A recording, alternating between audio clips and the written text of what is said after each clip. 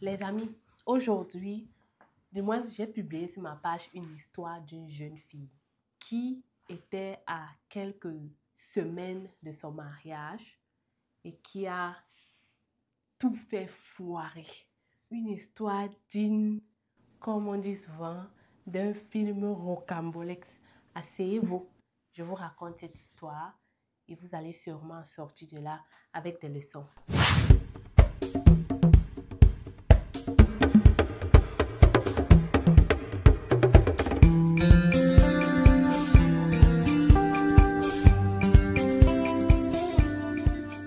Alors, les petits Canadiens, j'espère que vous allez bien et que vous vous portez à merveille et que ça va chez vous. Aujourd'hui, on raconte une histoire, un débat.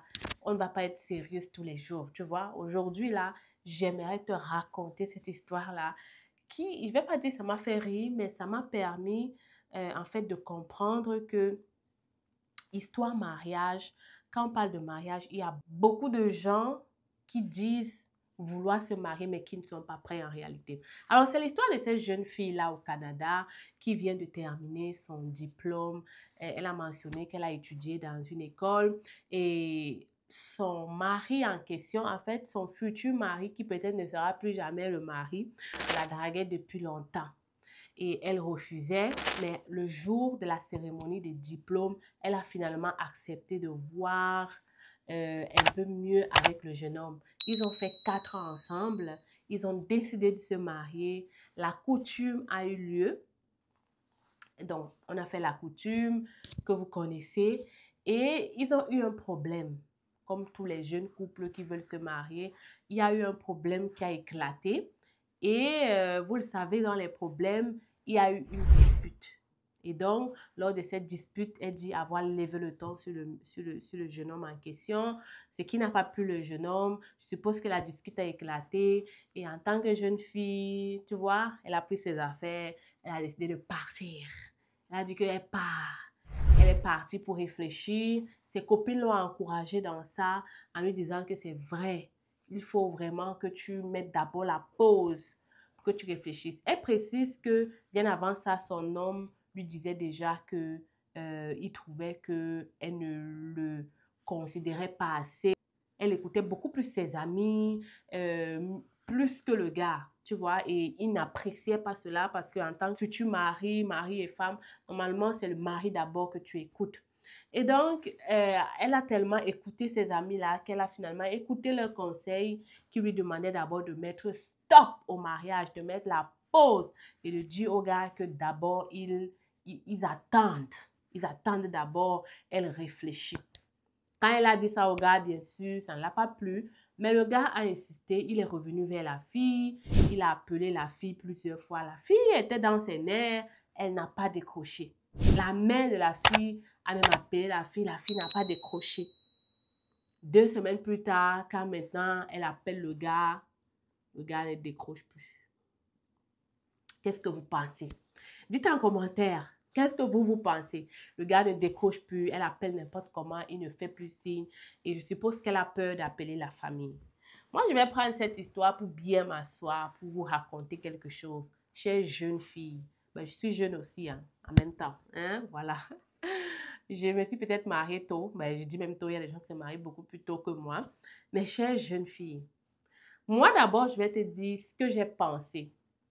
Ce que j'ai pensé clairement quand j'ai écouté l'histoire, c'est que premièrement, la fille n'était pas très in avec le gars. Parce qu'elle a très clairement dit sa première fois, c'était que le gars ne me plaisait pas.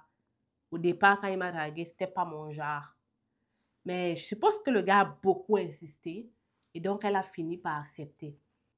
Maintenant, quand tu écoutes la dispute qui fait en sorte que la fille décide de partir, c'est aussi vrai que dans les écrits, on ne raconte pas bien. Mais moi, je me suis posé une question. Qu'est-ce qui a bien pu faire en sorte que cette petite fille parte de chez son futur mari?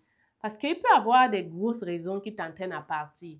Mais une simple dispute, on met le point d'interrogation. La vérité aussi, c'est que quand on a appelé à se marier pendant les préparatifs, il y a tellement de petites choses qui éclatent. Parfois, c'est même des petites choses, mais je suppose qu'il y a tellement de choses qui se passent en ce moment dans ta vie que des petites choses deviennent des grandes. Moi, je vais dire juste un petit conseil à cette jeune fille et le même conseil à toutes les jeunes filles qui aspirent au mariage.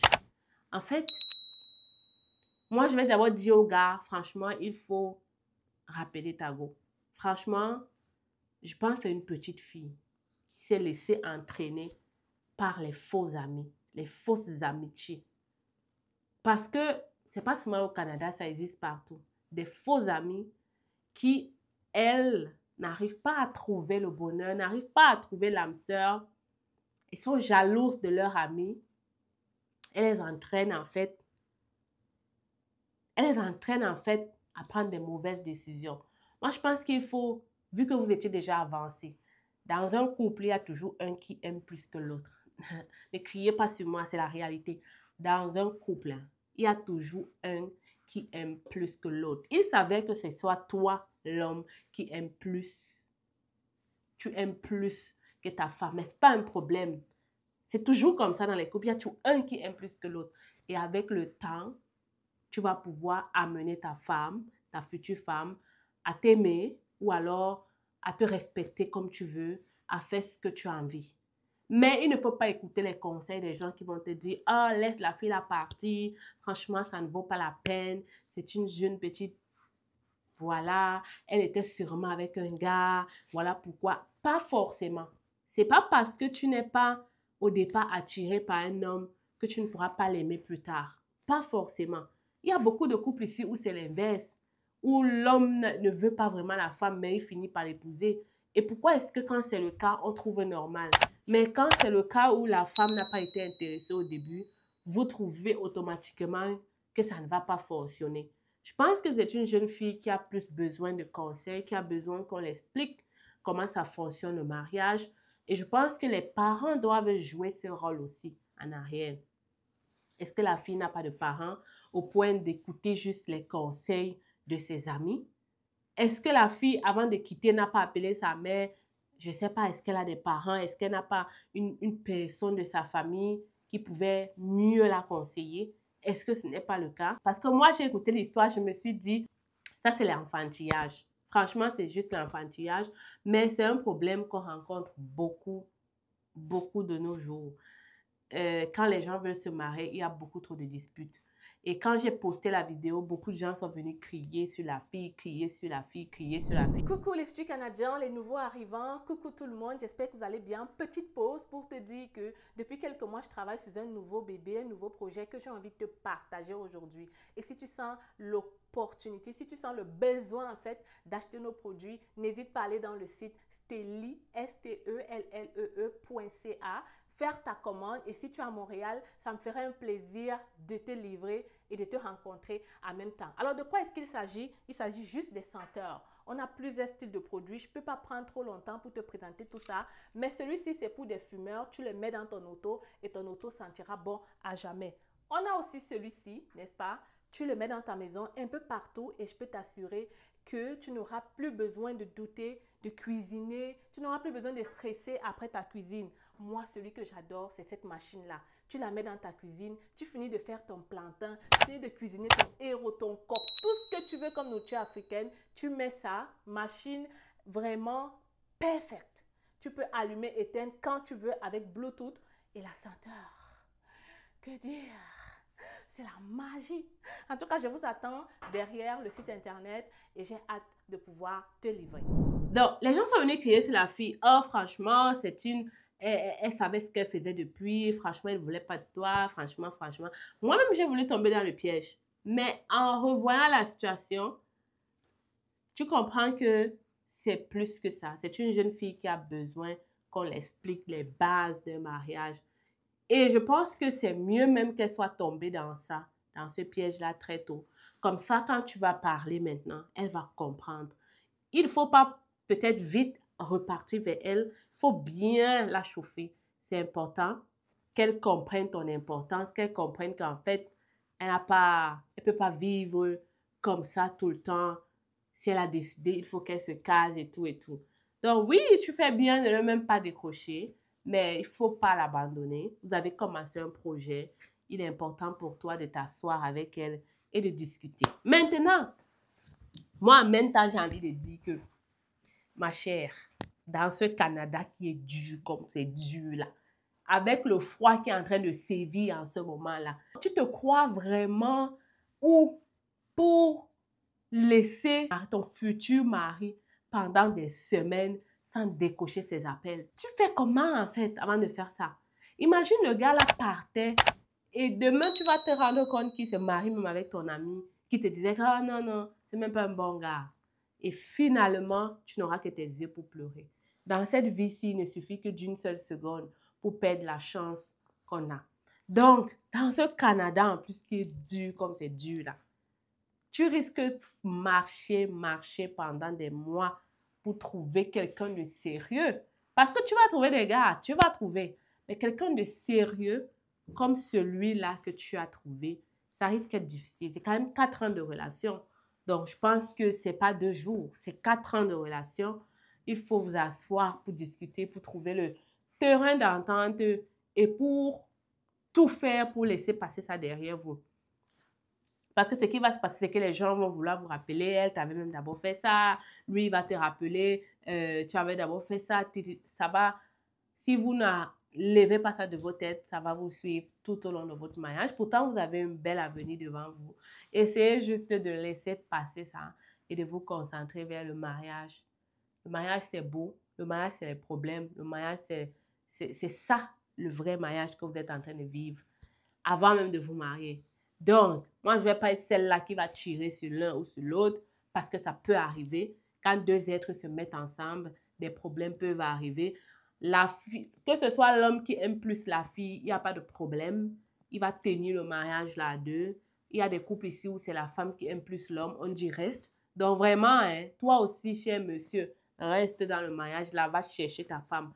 Je ne peux pas oublier 4 ans comme ça à cause d'une petite erreur de jeunesse ou peut-être elle a même prise peur, peut-être, c'est à toi de l'éduquer. Parfois, ça arrive que tu éduques ta femme. Oui, tu l'aimes, tu l'éduques. Si tu trouves que c'est en elle que tu trouves ton bonheur, why not? Why not? Tu as vécu avec elle 4 ans. Si tu es resté avec elle 4 ans, c'est que tu as vu quand même qu'elle a ce que tu aimes, ce comportement, le caractère que tu aimes.